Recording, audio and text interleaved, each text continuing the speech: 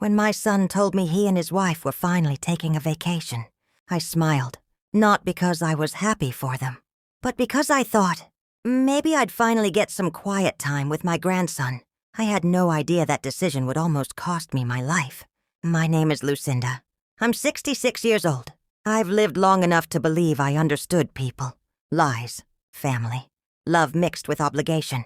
I was wrong.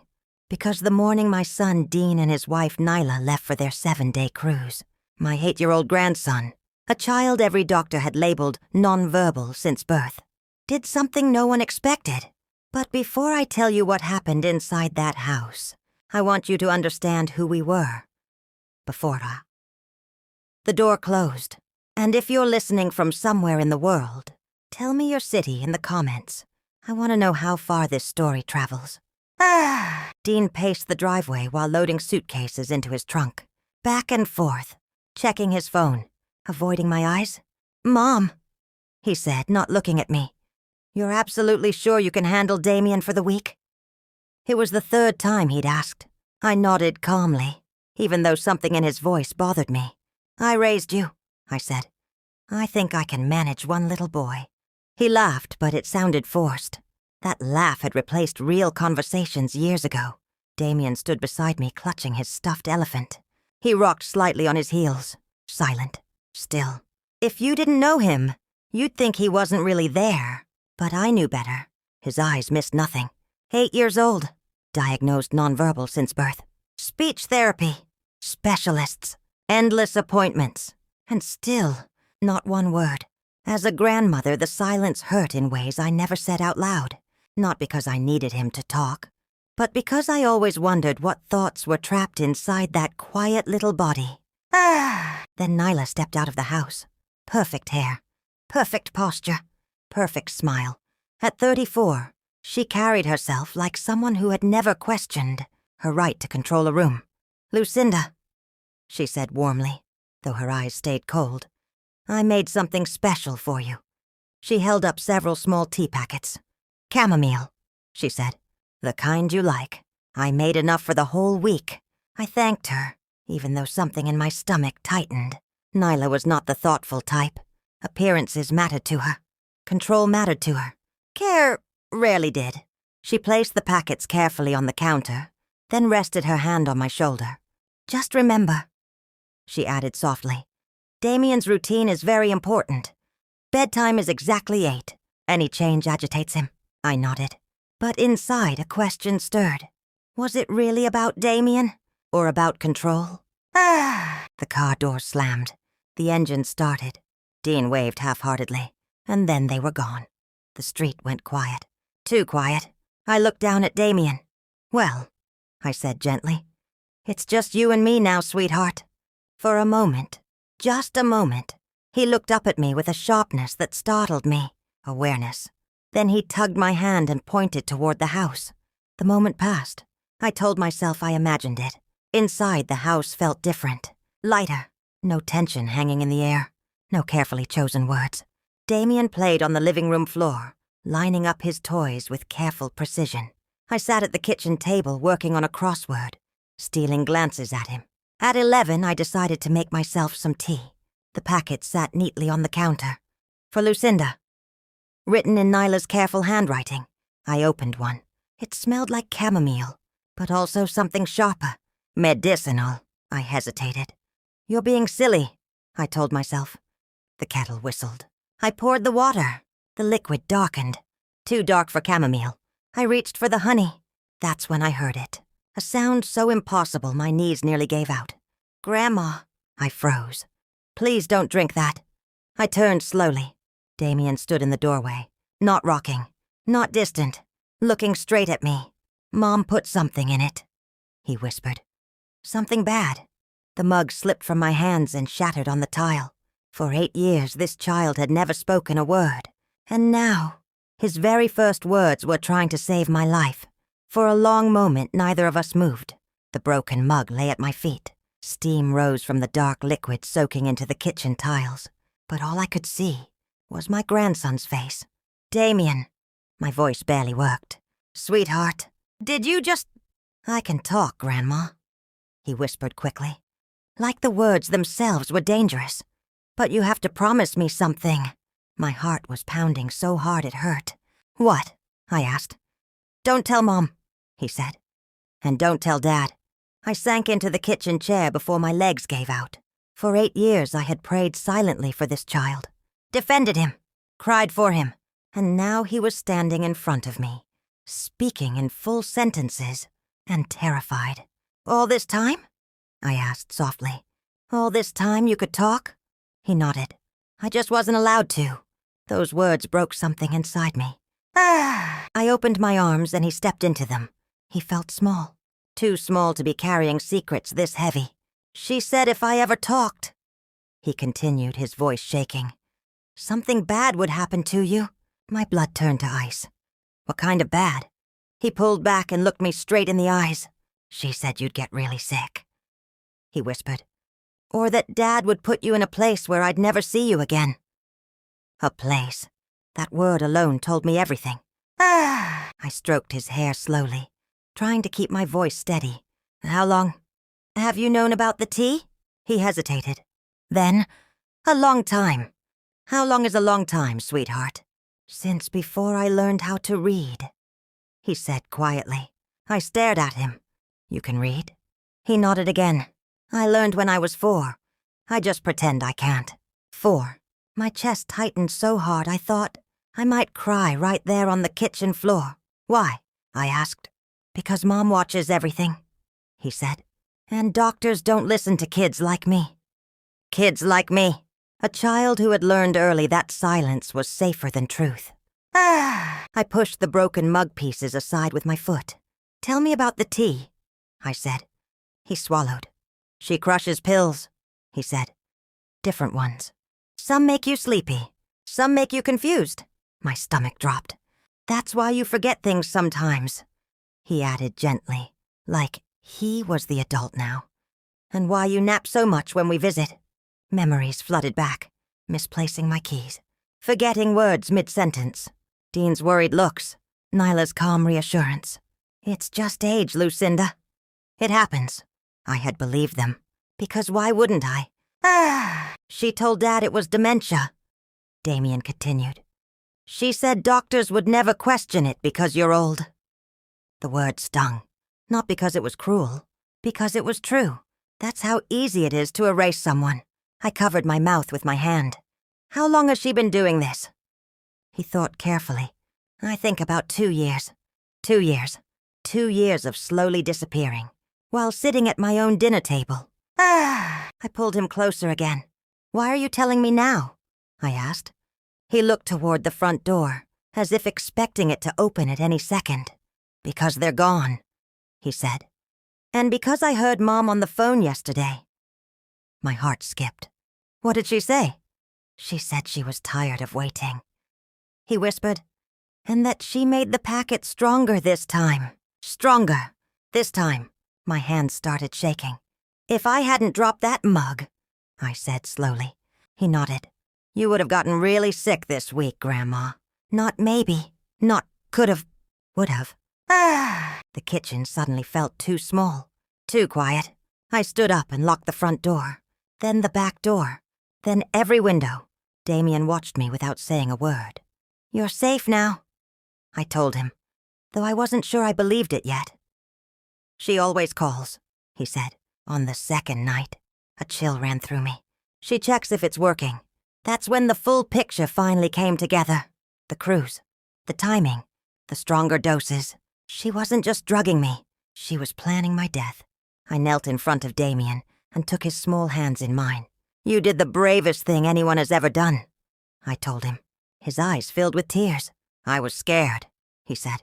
I didn't want you to disappear. I hugged him tightly. You saved my life, I whispered. And I promise you, no one will ever silence you again. For the first time since he'd spoken, he smiled. Not a small smile, a real one. That night, neither of us slept much. I lay awake replaying every moment from the last 2 years. Every cup of tea, every comment about my memory, every time Dean looked at me with quiet concern. And beside me, in the guest room, an 8-year-old boy lay awake knowing he had finally told the truth. And that truth had changed everything. How a child was silenced. Guilt, fear, awakening. The house didn't feel safe that night. Not because anyone was there, but because of what had been happening inside it for years. Right under my nose, Damien sat on the edge of the couch, knees pulled to his chest. He wasn't rocking anymore. He was alert, watchful, like a soldier who'd been waiting a very long time to stand down. "Grandma," he said quietly, "do you want to know how Mom made me stay quiet?" I nodded, but something inside me already wanted to say no. "It started when I was 5, he said. 5. I remembered that year clearly. His birthday cake, the dinosaur balloons. I'd thought he was just shy. She took me to the doctor." He continued. "And I said Mama by accident." My breath caught. "She smiled in the office," he said. "But later, she got very angry." I felt sick. "What did she do?" I asked. "She knelt down in front of me," he said slowly, "and told me I'd broken a rule." "What rule?" "That I wasn't supposed to talk unless she said it was okay." My hands clenched. "She said if I talked again," he whispered, "she'd send me away. Away. To a place where kids don't come back," he said. "A hospital where nobody believes them." I closed my eyes. No child should know fear like that. "She said you'd forget me," he added softly, "and Dad wouldn't come visit. That was the threat, not pain, loss. I was scared you'd disappear," he said. "So I stayed quiet." I pulled him into my arms. "I'm so sorry," I whispered. "I should have seen it." "You couldn't," he said gently. "She said nobody would ever believe a kid like me." That sentence cut deeper than anything else, because she was right. After a long silence, he spoke again. "She practiced with me," he said. "Before doctors came." "Practiced?" I asked. He nodded. She'd say, "Don't answer. Just look down. Rock a little." My stomach turned. "She told me if I ever messed up," he continued, "you'd get more tea. More tea." My chest tightened. "She said the tea was helping you sleep, but I could tell it wasn't good." I remembered how tired I'd been, how small everything had felt, how I'd blame myself. "Why didn't you tell your dad?" I asked. Damien looked down. "He doesn't listen," he said. "He gets quiet when Mom talks." That hurt more than I expected, because I'd seen it too. Dean's silence, his way of stepping back. Love, without courage. "He's scared of her," Damien added. "Just like me." The truth landed heavy. This wasn't just about Nyla. It was about everyone who stayed quiet. That night, guilt sat beside me like a living thing. Every visit, every goodbye hug, every time I'd thought, "He'll grow out of it." He hadn't been broken. He'd been trapped. By fear. By threats. By adults who chose comfort over confrontation, including me. The next morning I woke up clear-headed. No fog. No heaviness. Just anger. Quiet. Focused. "Damien," I said as we ate breakfast, "we're not drinking any tea this week." He nodded. "I already hid the packets," he said. "Smart. Braver than anyone had ever given him credit for. We're going to be very careful," I told him. "And very quiet. Like I've always been?" he asked. I nodded. "But this time," I said, "we're quiet because we're planning." For the first time since his parents left, I wasn't just surviving. I was awake. Once Damien told me the truth. I couldn't stop seeing the past differently. Every strange moment, every comment, every look exchanged behind my back. It was all there. I just hadn't wanted to see it. 2 years ago. That's when it really started. I remember the first time Dean mentioned my memory. "Mom," he'd said gently over dinner, "do you feel okay lately? You seem a little distracted." I laughed it off. "Everyone forgets things," I said. "It's part of getting older." Nyla had smiled then, a calm, understanding smile. "That's exactly what I told Dean," she'd said. "Lucinda is just slowing down a bit." Slowing down. Such a harmless phrase. I believed it. Soon after, the tea started appearing more often. "Oh, you didn't sleep well?" Nyla would say. "Have some chamomile. It helps." And it did, at first. I slept longer. Deeper. Then I started waking up tired. But Nyla always had an answer. "You're not used to resting," she'd say. "You've always been so independent." Independent, another word that felt like praise. While it quietly took something away, the forgetting came next. Little things. Where I put my purse. What day it was. Once I forgot I'd already told Dean a story. He laughed nervously. "Mom, you just told me that." I laughed too. But Nyla watched. Always watching. Then came the conversations I wasn't meant to hear. I'd wake up early, wander into the hallway, and hear my name. She's declining faster than I expected," Nyla whispered once. "Are you sure?" Dean asked. "I've been researching it," she said. "These things progress differently in older patients. Older patients, not your mother. A patient." I stood there, frozen, holding the wall to steady myself. I told myself I was being dramatic. I told myself I was tired. I told myself families worry. After that, everything changed. Dean started hovering. "Do you need help with your bills, Mom? Are you sure you locked the door? Maybe you shouldn't drive so much." Concern. Wrapped in doubt. Nyla stepped in smoothly. "I can help," she said. "It's better if someone younger handles these things." I didn't fight it. I thought I was being responsible. Looking back, I can see how carefully it was done. Never all at once. Never obvious. Just enough to make me question myself. Just enough to make others doubt me too. One afternoon, about a year ago, I remember sitting at my own kitchen table, staring at a checkbook, unable to remember what I was doing. I cried that day. Quietly. Alone. When Nyla found me, she hugged me. "You're safe," she said softly. "We'll take care of you. Take care of you." Those words make my skin crawl now. As Damien spoke, memory after memory surfaced. Times I'd felt watched. Times I'd felt small. Times I'd felt like a guest in my own life. "She told Dad you were getting worse," Damien said softly beside me. "She said you might need a home soon. A home. Not your home. A place to be put away." That's when the truth finally settled in. This wasn't impatience. This wasn't stress. This was a plan. A long one. "She wanted you confused," Damien said. "So nobody would listen if you said something was wrong." I closed my eyes. "How did you survive all this?" I asked him. He shrugged. "I watched," he said. I listened. A child shouldn't have to survive like that. That night I didn't cry. I didn't panic. I sat at the table with a notebook and started writing. Dates, comments, moments, everything I could remember. And for the first time in 2 years, the fog didn't come. "She's going to call," Damien reminded me quietly. "When?" "Tonight," he said. "She always checks." I nodded. Then I said something I hadn't said in a very long time. "Then we'll be ready." For the first time since this began, I wasn't the confused old woman she thought she'd created. I was the grandmother she'd underestimated.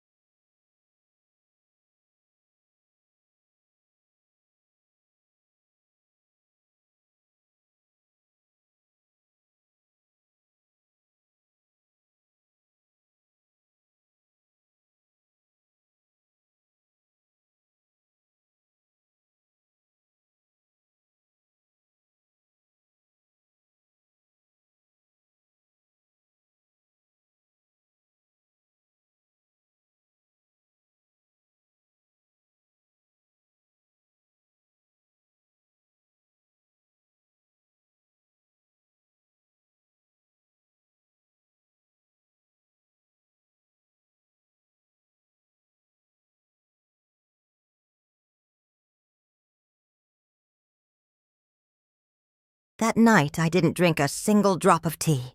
Instead, I sat at the kitchen table with a glass of plain water and waited. The phone rang at exactly 8 p.m. Damien looked up at me. "She's calling," he whispered. My heart pounded, but I nodded. This time, I was ready. "Hello, Lucinda," Nyla said sweetly. "How are you feeling tonight?" I let my voice wobble. "Oh, Tired, I said. So very tired. There was a pause, not concern. Calculation. That's normal, she replied calmly. You have been drinking the tea, right? Yes, I lied. Every cup. She exhaled softly. Relief. Good, she said. Consistency matters. I felt sick. After the call ended, I sat perfectly still. Damien watched my face carefully. She sounded happy, he said. She was, I replied. And that tells me everything. The next morning I called my doctor. Not panicked, not emotional. Clear. Dr. Reeves, I said. I need blood work done immediately. There was a pause. What kind of blood work? Everything, I said. And I need you to check for medications I wasn't prescribed. Silence. Then her voice lowered. Lucinda, are you safe right now? I am, I said. But I haven't been for a long time. At the clinic, the nurse wrapped the band around my arm. I watched the vial fill with blood, and for the first time in months, I felt something close to hope. That afternoon, Damien tugged my sleeve. Grandma, he said quietly, I need to show you something. He led me upstairs to the guest room, to his dresser. Carefully, he folded back his clothes and reached underneath. He pulled out a manila folder. My stomach dropped. She keeps these here, he said. She thinks I can't read? Inside were printed articles. Highlighted, annotated. Signs of natural cognitive decline in elderly patients. Medication interactions in older adults. Accidental overdoses and how they occur. My hands shook as I turned the pages. Dates. Notes. Calculations. This wasn't care. This was research. Then I saw the handwritten list. My initials at the top. Elpor progress notes. Date stretching back 2 years. Subject appears more compliant. Memory lapses increasing. No suspicion noted. I couldn't breathe. She was tracking me. I whispered. Damien nodded. She writes in that notebook every night. This wasn't slow poisoning. This was a schedule. The phone rang. My doctor. Lucinda. Dr. Reeves said gravely. Your blood work shows multiple medications in your system. My knees weakened. Medications that were never prescribed to you, she continued. In levels that could cause confusion. Or worse. Worse? I asked. If continued, she said quietly. It could have been fatal. Fatal. The word echoed in my head. That night I didn't sleep. I sat beside Damien's bed, watching him breathe. An 8-year-old child who had saved my life, while no one was watching. In the morning I made another call. My lawyer. Margaret, I said, hypothetically. If someone was poisoning an elderly person, what would we need to prove it? There was a long silence. Lucinda, she said carefully. That's attempted murder. I closed my eyes. So what do we do? I asked. We document everything, she replied. And we get them to confess. That's when the plan began to form. Not revenge. Justice. She'll believe it's working, I said to Damien later. She already thinks I'm weak. He nodded. I can help, he said. You already have, I replied. And in that moment I realized something chilling. Nyla thought she had 2 victims, but she had underestimated both of us. From that moment on, everything we did was an act. Every word, every movement, every breath. Because if Nyla suspected, even for a second, that I knew the truth, this could end very badly. I started playing the role she'd written for me. I moved slower. I repeated myself. I forgot where I put things. When Damien spoke to me in private, his voice was calm and clear. But when the phone rang, he became the silent child again. He was so good at it, it hurt to watch. I've been pretending my whole life, he said quietly one night. This part is easy. No child should ever have to say that. Nyla called every evening. Always sweet, always gentle. How are you feeling today, Lucinda? Oh, you know, I'd say softly. A little confused. She liked that answer. And the tea? She'd ask casually. I drink it like you said. Each time her voice relaxed. Each time my stomach twisted. One afternoon, Damien coached me. When you're really drugged, he explained. You pause before you answer. Like you're searching for words. I practiced. It terrified me how well he knew the signs.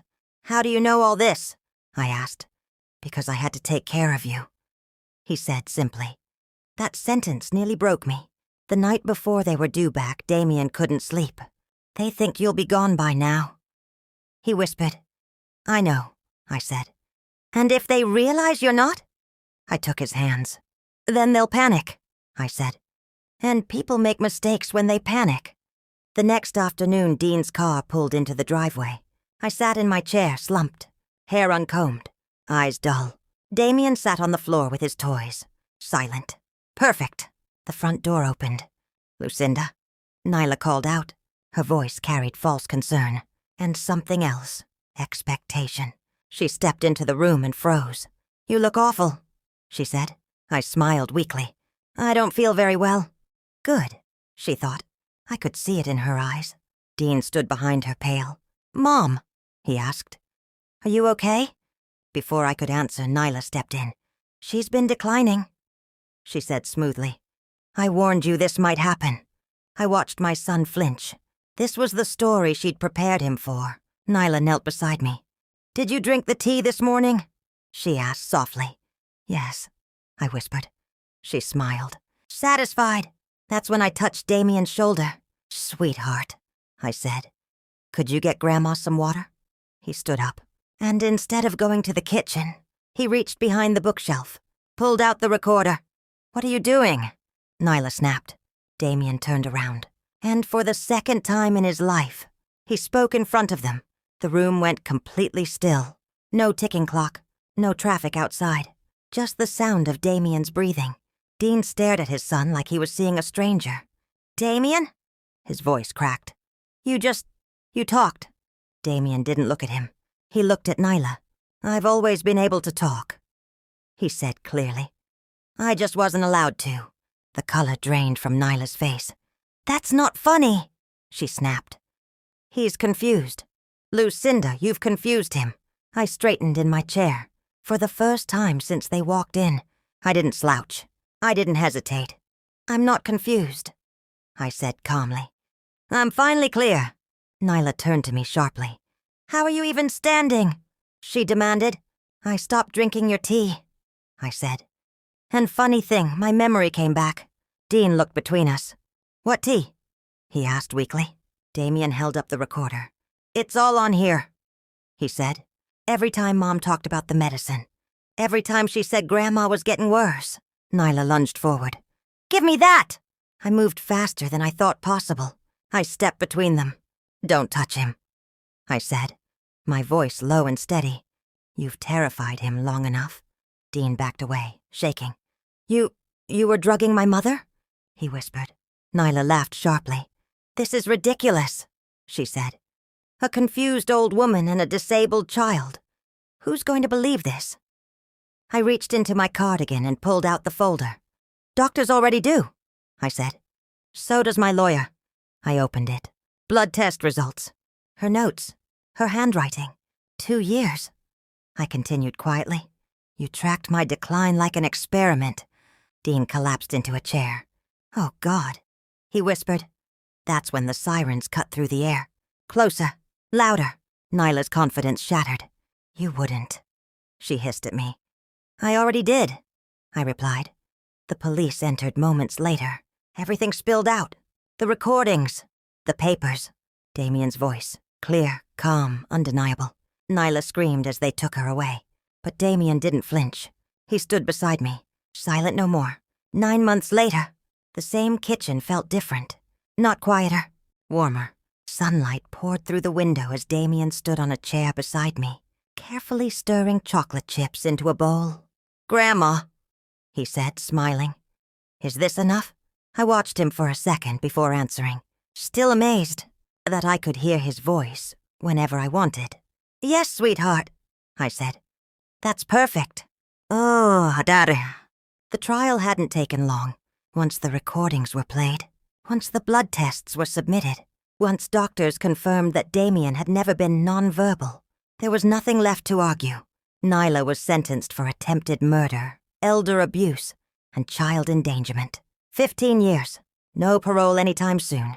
The judge called her actions calculated, cruel, and irreversible. He wasn't wrong. Oh, Daddy. Dean stood in court when the verdict was read. He cried, not loudly, quietly, the way people cry when they realize they were weak. And that weakness destroyed everything. He didn't fight when custody of Damien was transferred to me. I failed him, he said once later. I know that now. I didn't argue. Some truths don't need debate. Oh, Daddy. Damien started school 3 months after the trial. The teachers were stunned. Not only could he speak, he was ahead of most children his age. Years of watching, listening, learning in silence.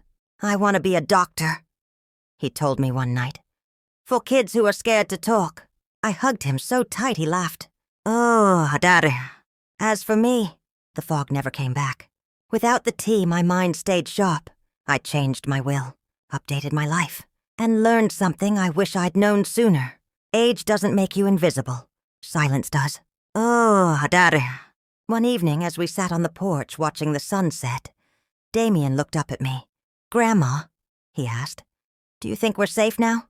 I thought about everything we'd been through, and then I answered honestly. I think we're safer than we were, I said. And more importantly, we know how to protect each other. He smiled. I like talking, he said. I know, I replied. I waited a long time to hear it. Oh, Daddy. If you're listening to my story right now, and something feels off in your life, please don't ignore it. And if someone ever tries to silence you, remember this. The truth is patient. And when it finally speaks, it's louder than fear. Tell me in the comments, what would you have done in my place? And what city are you watching from? Thank you for listening until the end.